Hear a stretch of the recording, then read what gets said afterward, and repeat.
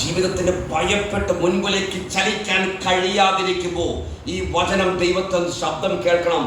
ഭയപ്പെടേണ്ട, സ്വസ്ഥമായിരിക്കുക, ഇത് ഞാനാണ്.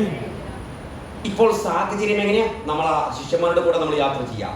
സംഭവം എല്ലാവരും കടലിന്റെ നടുവിൽ, കാറ്റും കടലും പ്രക്ഷുബ്ധവും എല്ലാം സെയിമാണ്, ഒരു മാറ്റമില്ല. അത് പ്രതികൂലത്തിന്റെ മുകളിൽ ദൈവത്തിന്റെ ശബ്ദം മുഴങ്ങിക്കഴിഞ്ഞപ്പോൾ ഭയപ്പെട്ട് ഭൂതമെന്ന് വിളിക്കപ്പെട്ട ശിഷ്യന്മാരിൽ നിന്നും പത്രോസ് സംസാരിക്കാൻ ആരംഭിച്ചു. ഇന്ന് ദൈവത്തിന്റെ ശബ്ദം നിന്റെ പ്രതികൂലത്തിന്റെ മുകളിൽ മുഴങ്ങുന്നുവെങ്കിൽ അതിന് മേൽ ബലം നിറഞ്ഞിരിക്കും. സ്തോത്രം. പ്രതികൂല സാഹചര്യത്തിന് മേൽ വിജയം നേടണമെങ്കിൽ അയ്യോ മനുഷ്യന്റെ ശബ്ദമല്ല, മനുഷ്യന്റെ ആശ്വാസമല്ല, മനുഷ്യന്റെ സമാധാനമല്ല, ജീവൻ നൽകുന്ന ദൈവത്തിന്റെ ശബ്ദം നിന്റെ പ്രതികൂലത്തിന്റെ മുകളിൽ മുഴങ്ങുന്നത് കേൾക്കുവാൻ നിനക്ക് കഴിയുന്നുവോ? അതാ നിന്റെ വിജയം.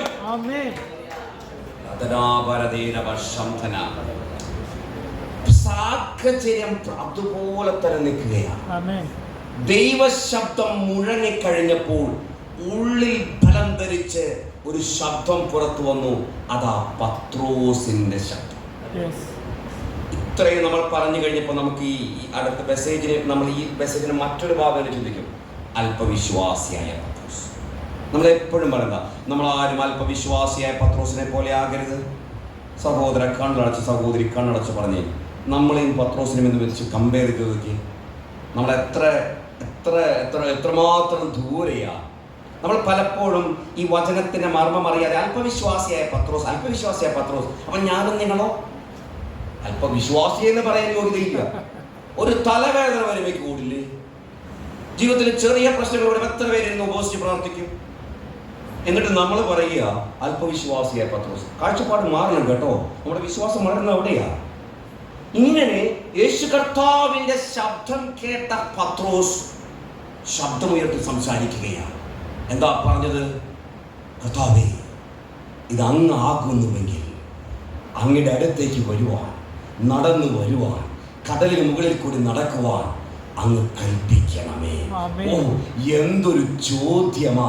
വിശ്വാസത്തോടെ കടലിൽ നിന്നും മലയോടും മാറി എവിടെയെങ്കിലും പോയി വീഴാനല്ല കർത്താവ് നമ്മോട് പറഞ്ഞത്.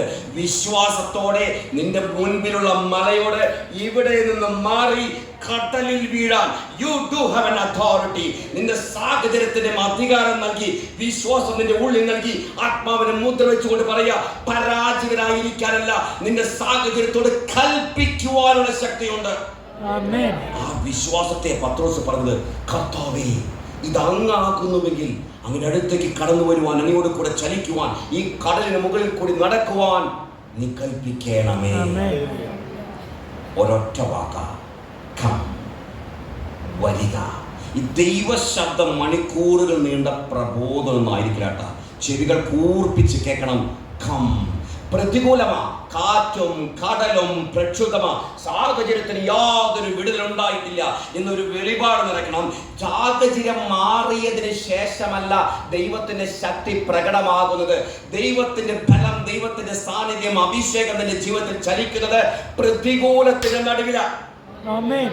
ഈ പ്രതികൂലത്തിന്റെ നടുവിലാ പത്രോസ് സംസാരിച്ചതും പത്രോസിനോട് സംസാരിച്ചതും അതവന് കേൾക്കാൻ കഴിഞ്ഞതും.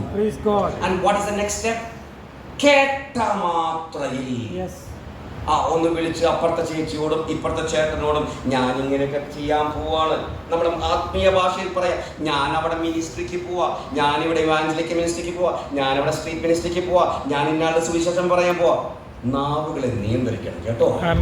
നമ്മുടെ ചിന്തകളെ, കേട്ടത് ദൈവ ശബ്ദമാണെങ്കിൽ അതിനു വേണ്ടി പ്രവർത്തിക്കണം. സ്തോത്രം. പത്രോസ് കേട്ട മാത്രയിൽ കൂടെയുള്ള ബാക്കി 11 പേരോട് ആലോചന ചോദിച്ചില്ല. എന്തുകൊണ്ടെന്നറിയാമോ? അവന്റെ ഉള്ളിലൊരു ഫലമുണ്ട്. കേട്ടത് യേശു കർത്താവിന്റെ ശബ്ദമാണ്. ഇന്ന് ദൈവശബ്ദം ഹൃദയത്തിൽ മുഴങ്ങുന്നുവെങ്കിൽ ദൈവജനമേ, അല്പം പോലും മടിക്കരുത്, മുൻപോട്ടേക്ക് ചലിച്ചാട്ടെ. ഇപ്പോൾ പത്രോസ് എന്താ ചെയ്യുന്നത്? കാലെടുത്ത് കടലിന്റെ മുകളിൽ കൂടി നടക്കാൻ ആരംഭിക്കുകയാണ്. അങ്ങനെ ഒരു കാര്യം ഞാൻ ചോദിച്ചോട്ടെ, പത്രോസ് കാൽ വെക്കുന്നത് എവിടേക്കാ? ഗലീലി കടലിലേക്കാണ്. ചോദ്യം ചോദിക്കാം പത്രോസോട്. പത്രോസേ, ഒന്നുകൂടെ ആഴത്തിൽ. മുക്കുവനായ പത്രോസേ, ഈ കടലിനെ അറിയുന്ന നീ എവിടേക്കാ കാല് വെക്കുന്നത്? വെള്ളത്തിന് മുകളിലേക്ക്, ആഴമുള്ള ഗലീലി കടലിന്റെ വെള്ളത്തിലേക്ക്.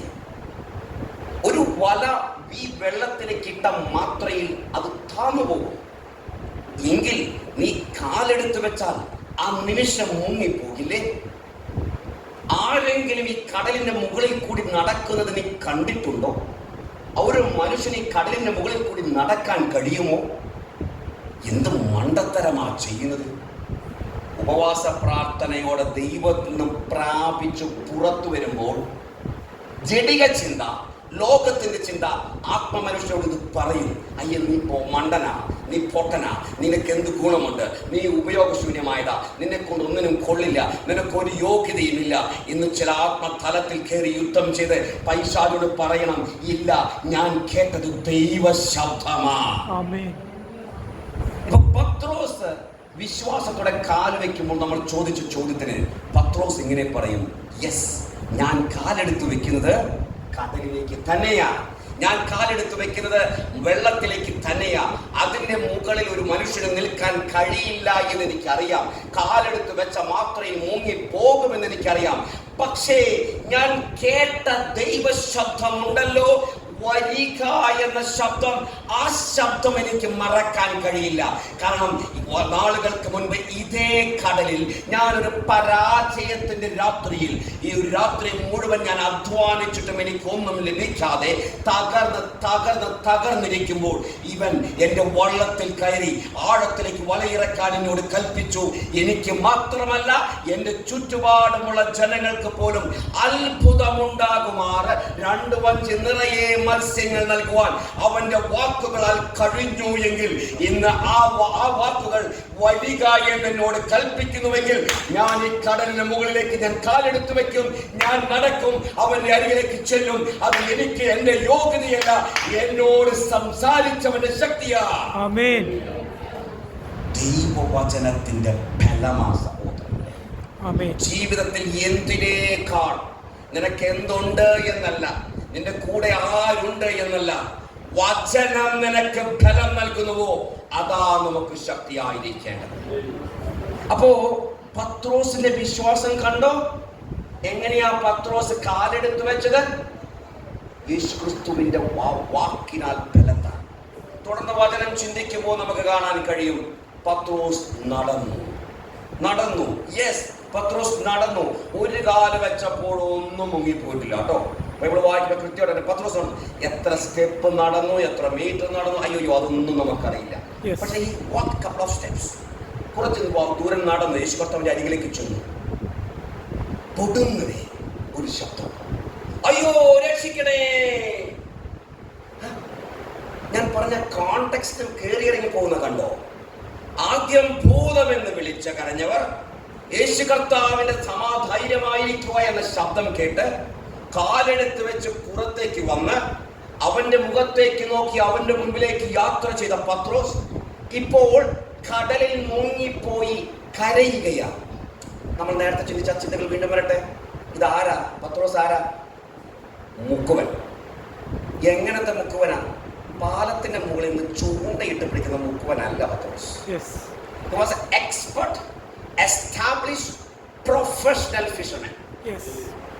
ഇന്നത്തെ പോലെ ഇന്ന് നമുക്ക് സൗകര്യങ്ങളുണ്ട്, മീൻ പിടിക്കാൻ റഡാർ സൗകര്യങ്ങളുണ്ട്. എന്നാൽ ആയിരക്കണക്കിന് വർഷങ്ങൾക്ക് മുൻപ് സ്വന്തമായി വള്ളങ്ങളും വലകളും ഉള്ള രാത്രിയുടെ യാമങ്ങളിൽ ഗലീലി കടലിന്റെ ആഴത്തിൽ വലയിട്ട് മീൻ പിടിക്കുന്ന ഒരു തൊഴിലാളിയിലായി ഒരു വലിയൊരു കമ്പനി അല്ലെങ്കിൽ ഒരു വലിയ ഒരു ബിസിനസ് സാമ്രാജ്യം കൊണ്ടു നടക്കുന്ന വ്യക്തിയെ പോലെ അത്രമാത്രം എക്സ്പെർട്ട് ഫിഷർമാൻ.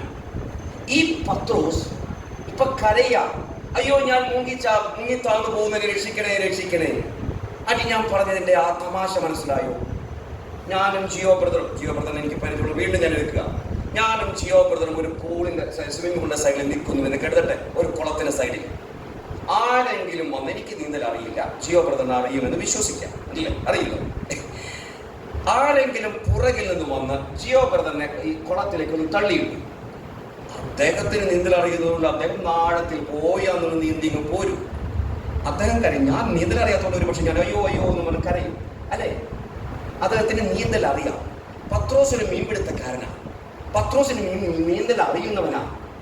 ആ പത്രോസ് അയ്യോ രക്ഷിക്കണേ എന്ന് കരയുന്നു. ഇവിടെയാണ് നമ്മൾ ഇതിന്റെ കീ പോയിന്റ്, ഇതിന്റെ ഏറ്റവും മർമ്മത്തിലേക്ക് എത്തുന്നത് അവിടെയാണ്. സ്തോത്രം. ഈ ഇതെല്ലാം നമ്മൾ പലപ്പോഴും വായിക്കുമ്പോൾ സ്കിപ്പ് ചെയ്ത് വിടും, അങ്ങനെ തള്ളി വിടും. ഇതിനൊക്കെ ആഴമുണ്ട്, അവിടെയാണ് നമ്മുടെ വിശ്വാസം വർദ്ധിക്കുക. സ്തോത്രം പറഞ്ഞാട്ടെ. ഹല്ലേലൂയ. ഈ മുങ്ങിത്താണു അല്ലെങ്കിൽ പത്രോസ് മുങ്ങിപ്പോയി എന്ന ഗ്രീക്ക് വാക്ക്, ക്ഷമിക്കണം ഞാൻ ഗ്രീക്ക് ഒന്നും പഠിപ്പിക്കാൻ നിൽക്കില്ല, പക്ഷെ അത് മനസ്സിലാക്കാൻ ഒന്ന് രണ്ട് കാര്യങ്ങൾ പറഞ്ഞേക്കാം. ഈ മുങ്ങിത്താണു എന്ന ഗ്രീക്ക് വാക്ക് ബൈബിളിൽ പലതരത്തിൽ പല ഗ്രീക്ക് വാക്കുകൾ ഉപയോഗിച്ചിട്ടുണ്ട്. ഇവിടെ പത്രോസ് മുങ്ങിപ്പോയി എന്നതിന് ഉപയോഗിച്ചിരിക്കുന്ന ഒരു ഗ്രീക്ക് പദമുണ്ട്, കറ്റാപുൻറ്റീസോ, KATAPONTIZO, കറ്റാപുൻറ്റീസോ. ഈ ഗ്രീക്ക് വാക്കിന്റെ അർത്ഥം മുങ്ങിപ്പോയി. ഈ ഗ്രീക്ക് പദം ബൈബിളിൽ 2 സ്ഥലങ്ങളിൽ മാത്രമേ ഉപയോഗിച്ചിട്ടുള്ളൂ. അവിടെ അതിന്റെ ഈ വാക്കിന്റെ അർത്ഥത്തിലേക്ക് നമ്മൾ വരാണ്. സ്തോത്രം പറഞ്ഞാട്ടെ. ഹല്ലേലൂയ. നമുക്ക് വായിക്കാം. മത്തായി സുവിശേഷം 18-ാം അധ്യായം 16-ാം വചനം. പ്ലീസ്. Matthew chapter 18 verse 6.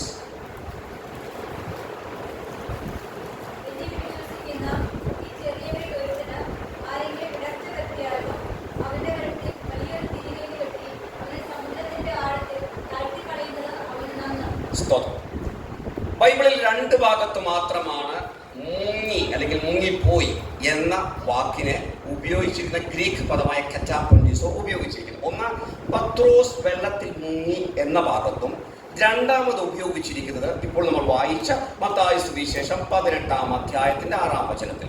അവിടെ എന്താ വച്ചിരിക്കുന്നത്?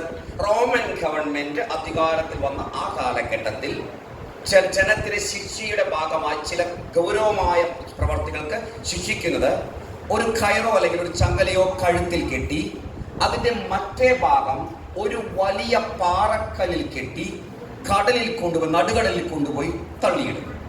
ഈ പാറക്കല്ലിന്റെ ഭാരം ഒരു വ്യക്തിയുടെ ശരീരത്തിന്റെ ഇരട്ടിയോളം അതിൽ മേലെയായിരിക്കും. ഇങ്ങനെ നടുകടലിൽ തള്ളിയിടുന്ന വ്യക്തി ഒരു ചങ്ങലയുടെയോ അല്ലെങ്കിൽ ഒരു കയറിന്റെയോ ഒരറ്റം ആ വ്യക്തിയുടെ കഴുത്തിലും മറ്റേ അറ്റം പാറക്കല്ലിലുമായിരിക്കും. എത്ര എക്സ്പേർട്ട് ആയിട്ടുള്ള വ്യക്തിയാണെങ്കിലും, എത്ര നീന്തൽ അറിയുന്ന വ്യക്തിയാണെങ്കിലും ഈ കല്ലിന്റെ ഭാരം ഈ വ്യക്തിയെ തലകിഴക്കനാൻ പാട് കടലിന്റെ അടിയിലേക്ക് വലിച്ചു കൊണ്ടുപോകും. ഞാൻ പറഞ്ഞത് മനസ്സിലായോ? കല്ലിന്റെ ഭാരം ശരീരഭാരത്തെക്കാൾ കൂടിയതിനാൽ ആ കല്ല് ആദ്യം പോകും ഈ വ്യക്തിയുടെ കഴുത്ത് ആ കയറിനാൽ അല്ലെങ്കിൽ ചങ്ങലയാൽ കല്ലുമായി ബന്ധപ്പെടുത്തിയതിനാൽ തലകിഴക്കാനാൻ പാടെ കടലിന്റെ അടിത്തട്ടിലേക്ക് പോകും. ഒന്നുകൂടി പറഞ്ഞാൽ മരണം ഉറപ്പ്. ഒരു വിധത്തിലും രക്ഷപ്പെടാൻ കഴിയില്ല. അപ്പോൾ ഈ കറ്റാപൊൻറ്റീസോ എന്ന വാക്കിന്റെ അർത്ഥം ഒരു വിധത്തിലും രക്ഷപ്പെടാൻ, ഒരു വിധത്തിലും പൊങ്ങി വരാൻ കഴിയാതെ ആഴത്തിലേക്ക് വലിച്ചു കൊണ്ടുപോകുന്ന ഒരു ശക്തിയെ പറയുന്നതാണ് കറ്റാപൊൻറ്റീസോ. നമ്മൾ ചിന്തിച്ച ഭാഗത്തിലേക്ക് തിരിച്ചു വരാം. പത്രോസ് കാലെടുത്തു വെച്ചു. വചനം പറഞ്ഞിരിക്കുക അവൻ നടന്നു. എന്നാൽ ഒരു വാക്ക് അതിനെ വ്യക്തമാക്കുക. ഒന്ന് വായിച്ചോട്ടെ. മത്തായി സുവിശേഷം 14-ാം അധ്യായം 30-ാം വചനം. 14:30. അവിടെ നിൽക്കട്ടെ. കാലെടുത്തു വെച്ച പത്രോസ് യേശുവിന്റെ മുഖത്തേക്ക് നോക്കി യാത്ര ചെയ്തവൻ, അവന്റെ കണ്ണുകളിലേക്ക് നോക്കി യാത്ര ചെയ്തവൻ, യേശു കർത്താവിന്റെ വാക്കിന് വില കൊടുത്ത് യാത്ര ചെയ്തവൻ കടലിന് മുകളിൽ കൂടി യാത്ര ചെയ്തുകൊണ്ടിരിക്കുമ്പോൾ ഒരു നിമിഷ നേരത്തേക്ക് അവന്റെ ശ്രദ്ധ പതറിപ്പോയി. വചനം പറഞ്ഞിരിക്കുക അവൻ ഒരു ചുറ്റുപാട് ഓർക്കണം. പത്രോസ് കാലെടുത്ത് വെക്കുമ്പോൾ കാറ്റും കടലും പ്രക്ഷുബ്ധമാ. നടക്കുമ്പോൾ സാഹചര്യം അത് തന്നെയാ. ആ സാഹചര്യത്തിന്റെ മേൽ ചവിട്ടിയ പത്രോസ് നടക്കുന്നത്. എന്നാൽ ശ്രദ്ധയൊന്ന് യേശു കർത്താവിൽ നിന്നും മാറിപ്പോയി. ഫലം എന്തെന്നറിയാമോ? ഭയം അവന്റെ ജീവിതത്തിൽ കടന്നു വന്നു. ആ നിമിഷം മരണത്തിലേക്ക് വലിച്ചു കൊണ്ടുപോകുന്ന ഒരു ശക്തി, ഒരു മുക്കുവന് പോലും രക്ഷപ്പെടാൻ കഴിയാത്ത ഒരു വലിയ ശക്തി കടലിന്റെ ആഴത്തിലേക്ക് പത്രോസിനെ വലിച്ചു കൊണ്ടുപോയി. ദൈവജനമേ, എത്ര വർഷത്തെ പാരമ്പര്യം വിശ്വാസത്തിൽ നിനക്കുണ്ട് എന്നുള്ളതല്ല. നീ ദൈവത്തിന്റെ സന്നിധിയിൽ നിന്നും നിന്റെ കണ്ണുകളെ ചലിക്കുന്നു എങ്കിൽ, നിന്റെ കാഴ്ചപ്പാടുകളൊന്നും മാറുന്നു എങ്കിൽ, നിന്റെ വിശ്വാസം ഒന്ന് കൈമോശം വരുന്നുവെങ്കിൽ, ദൈവജനമേ ഇത് കേൾക്കണം. ദൈവത്തിന്റെ സന്നിധിയിൽ നിന്നും, കൃപയിൽ നിന്നും, അനുഗ്രഹത്തിൽ നിന്നും, അവന്റെ സമാധാനത്തിൽ നിന്നും, അവന്റെ സംരക്ഷണത്തിൽ നിന്നും നിന്നെ വീഴ്ത്തുവാൻ നീ ഒരിക്കലും പിന്നീട് രക്ഷ പ്രാപിക്കാൻ കഴിയാത്ത വിധം മരണത്തിലേക്ക്, പതർച്ചയിലേക്ക്, തകർച്ചയിലേക്ക് നിന്നെ കൊണ്ടുപോകുന്ന ഒരു പൈശാചിക ശക്തിയുണ്ട് എന്ന് ഓർക്കണം. മുക്കുവനായ പത്രോസിന് പോലും പൊങ്ങി വരാൻ കഴിയാത്ത ശക്തി. എത്ര വിശ്വാസി എന്ന് പറഞ്ഞാലും ആ ദൈവവുമായുള്ള ബന്ധം നിനക്കൊന്ന് അറ്റുപോയോ, ആ ബന്ധത്തിന്റെ ശക്തി കുറഞ്ഞു പോയോ, ഓർത്തു കൊള്ളുക ജനമേ, ഒരു ശത്രുവായ പിശാചുണ്ട്. നിന്നെ അനുഗ്രഹത്തിൽ നിന്നും, നിന്നെ സമൃദ്ധിയിൽ നിന്നും, ദൈവത്തിന്റെ കൃപയിൽ നിന്നും നിന്നെ വീഴ്ത്തുവാൻ തക്കം പാർത്തിരിക്കുന്ന ഒരു പൈശാചിക ശക്തി. ആത്മതലത്തിൽ വളരണമെങ്കിൽ ഈ വെളിപാടിനാൽ സാഹചര്യത്തെ വിവേചിച്ചറിയണം. പത്രോസ് പറയുകയാണ്, ഒരു മുക്കുവനായി എനിക്ക് പോലും രക്ഷപ്പെടാൻ കഴിയുന്നില്ല. സ്തോത്രം പറഞ്ഞാട്ടെ. ഹല്ലേലൂയ. ഒരു കാര്യമുണ്ട്, ഇനി വചനം നമ്മൾ വായിക്കുന്നത്, ഈ വചനം ഇവിടെ പ്രബോധിപ്പിക്കപ്പെടുന്നത് നാളെ പത്രോസിന് പറ്റിയ ഒരു സാഹചര്യത്തിൽ ചെന്നിട്ട് എന്തു പറയണം എന്നല്ല, എങ്ങനെ രക്ഷപ്രാപിക്കണം എന്നല്ല ഈ വചനത്തിന്റെ പ്രബോധനം. ഈ സാഹചര്യം നമ്മുടെ ജീവിതത്തിൽ വരാതിരിക്കാൻ, ഈ സാഹചര്യത്തിൽ നമ്മൾ മുങ്ങി പോകാതിരിക്കാൻ ദൈവജനമേ, നിങ്ങളുടെ കാതുകളെ തുറന്നാട്ടെ. ശത്രുവായ പിശാച് പ്രതികൂലവുമായി വരുമ്പോൾ അതിനെ തിരിച്ചറിഞ്ഞ് നിങ്ങളുടെ കണ്ണുകൾ മങ്ങി പോകാതെ, നിങ്ങളുടെ ചെവികൾ അടഞ്ഞു പോകാതെ, നിങ്ങളുടെ ലക്ഷ്യം തെറ്റിപ്പോകാതെ ആ രക്ഷകനിലേക്ക് തന്നെ നോക്കി ഓടുവാൻ. എന്നാൽ കർത്താവ് സ്നേഹവതിയായ ദൈവമാണ്, അവൻ കൈവിടില്ല. എവിടെയെങ്കിലും നമ്മൾ വീണു പോയാലോ, ഞാൻ പറഞ്ഞതല്ലേ, കേട്ടില്ലല്ലോ, ഞാൻ പല പ്രാവശ്യം പറഞ്ഞിട്ട് നീ ശ്രദ്ധിച്ചില്ലല്ലോ, മാനുഷികമായ വാക്ക് കർത്താവ് പറയില്ല. അവൻ കരുണാമയനായ ദൈവമാണ്. പത്രോസ് കരഞ്ഞ മൊമെന്റിൽ യേശു കർത്താവ് കൈനീട്ടിട്ട് പറഞ്ഞു, ഹേ പത്രോസേ, അല്പവിശ്വാസി, നീ എന്തിനാ സംശയിച്ചത്? ഓ റബാ ശംധന, ഇന്ന് എവിടെയോ നാം വീണുപോയി എന്ന്, എവിടെയോ ദൈവമേ ലക്ഷ്യം തെറ്റിപ്പോയി, ഞാൻ അല്പം ഒന്ന് പതറിപ്പോയി, എനിക്കൊരു കുറവുണ്ടായി, എൻ്റെ വിശ്വാസം ഒന്ന് തകർന്നു പോയി. ഈ ശബ്ദം കേട്ടാട്ടെ, നീ എന്തിനാ ഭയപ്പെട്ടത്?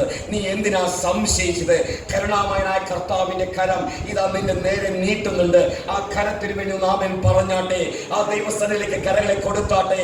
ദൈവമേ, നിന്റെ രക്ഷ എനിക്ക് വേണം. ഇതാ നിന്നിലേക്ക് ഞാൻ അടുത്തു വരുന്നു. എന്റെ കാഴ്ച എവിടെയോ മങ്ങിപ്പോയി, എന്റെ വിശ്വാസം ഒന്ന് കുറഞ്ഞു പോയി. നിന്നെ കുറ്റപ്പെടുത്തുന്ന മാനുഷിക ശബ്ദമല്ല, നിന്നെ വീണ്ടെടുപ്പുകാരനായ ദൈവത്തിന്റെ ശബ്ദം. ഹേ മകനെ, ഹേ മകളെ, നീ എന്തിന് സംശയിച്ചു?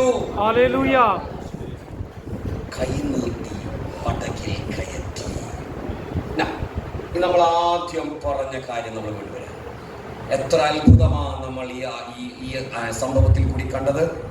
ഞാൻ ആദ്യം പറഞ്ഞു, ഇത് യേശു കർത്താവ് കടലിന്റെ മുകളിൽ നടന്ന് ദൈവത്തിന്റെ മഹത്വം വെളിപ്പെടുത്തിയ സംഭവമല്ല. അതല്ല അതിൻ്റെ മർമ്മം.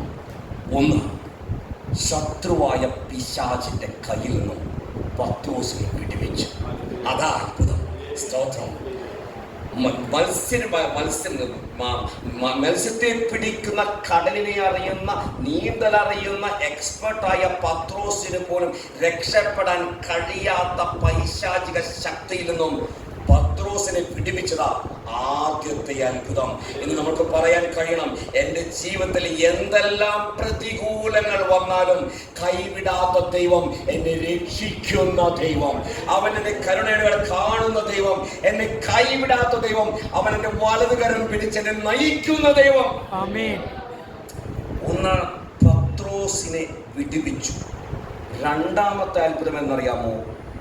ആ യേശു കർത്താവും പത്രോസും കൂടി പടകിൽ കയറുന്നത് വരെ, തുടക്കം മുതൽ ഈ നിമിഷം വരെ സാഹചര്യമെല്ലാം ഒന്നാണ്. യേശു കർത്താവിന്റെ ശബ്ദം കേട്ടപ്പോഴും, പത്രോസ് അതിന് റെസ്പോണ്ട് ചെയ്തപ്പോഴും, കാലെടുത്ത് വെച്ച് നടന്നപ്പോഴും, മുങ്ങി താണപ്പോഴും, യേശു അവനെ കൈപിടിച്ച് പൊക്കിയപ്പോഴും, കടലും കായലും എല്ലാം പ്രക്ഷുബ്ധമായി തന്നെ നിൽക്കുകയാണ്. പക്ഷെ വചനം പറഞ്ഞിരിക്കുക, അവർ ഇരുവരും. അവർ രണ്ടുപേരും ആ ബോട്ടിൽ പടകിൽ കയറിയപ്പോൾ എല്ലാം ശമിച്ചു, കാറ്റ് ശമിച്ചു. കാറ്റ് സീസ് എന്ന് പറഞ്ഞാൽ അത് തുടർന്ന് വരാൻ കഴിയാത്ത വിധം അവിടെ നിർത്തി. അല്പം പോലും തുടരാൻ കഴിയാത്ത വിധം. ഇന്ന് യേശു കർത്താവിനോടൊപ്പം നീ പടകിൽ യാത്ര ചെയ്യുന്നുവെങ്കിൽ നിന്റെ ജീവിതത്തിൽ ഒരു അത്ഭുതം ഉണ്ടാകും. ഏതെല്ലാം പ്രതികൂലത്തിൽ കൂടി കടന്നു പോകുന്നു എങ്കിലും ആ യേശു കർത്താവ് നിന്നോട് കൂടെ പടകിൽ യാത്ര ചെയ്തോ, പ്രതികൂലങ്ങൾ ആ നിമിഷം മാറ്റപ്പെട്ടിരിക്കും.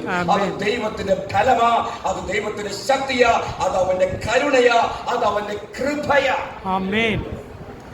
അപ്പോ ഒന്ന്, പൈശാചികളിൽ നിന്ന് പത്രോസിനെ വിടുവിച്ചു. 2, പടകിൽ കയറിയപ്പോൾ എല്ലാം ശാന്തമായി. 3-ാമത്തെ വചനം നമുക്കൊന്ന് വായിക്കാം. യോഹന്നാൻ സുവിശേഷം 6:22.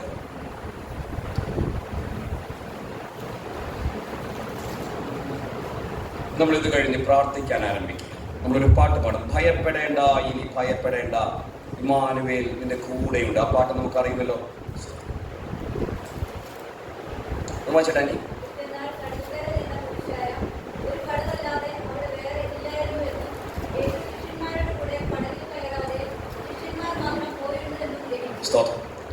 ഈ രാത്രിയിലെ പ്രക്ഷുബ്ധമായ കടലിനെ കുറിച്ച് ഗലീലയുടെ ചുറ്റുപാടുമുള്ള സകല ജനത്തിനും അറിയാം.